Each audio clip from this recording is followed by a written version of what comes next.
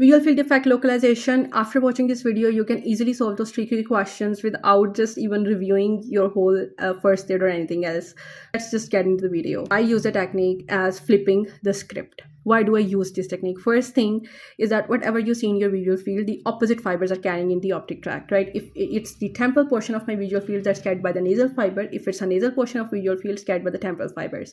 If it's the upper portion of my visual field, that's carried by the lower fibers in my brain, and if it's the lower portion of my visual field, that's carried by the upper portion in my brain. So that's very easy. So we all know the optic tract. Initially, it's optic nerve. We have temporal and nasal fibers in both of our eyes.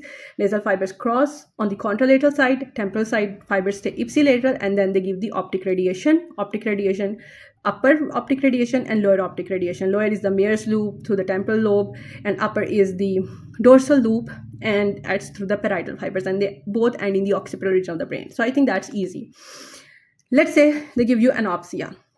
Very easy. You're damaging that right or left nerve, whichever anopsia they give you, just pinpoint that in the visual fields.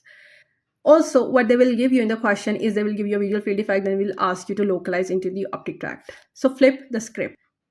If they give you bitemporal heminopsia, that means just flip the script. Answer is in the binasal fibers that are damaged. That's it. Flip the name of whatever damage they give you. If they give you binasal hemianopia, that means both sides of temporal fibers are damaged. So just pinpoint any localization where the temporal fibers are damaged. Then if they give you right lower quadrantopia, whatever that's named, right lower quadrantopia, so flip the script. Left upper fibers are damaged, and left upper fibers are which? Left side, and upper fibers are the dorsal loop, right? If they give you left homonymous heminopia, that means left sides of your visual fields are damaged in the both eyes, like this field and this field. So both eyes have their left side damage. So remember, flip the script. That means the damage is at the level of the right tract, because it's left homonymous heminopia. Flip it with the right.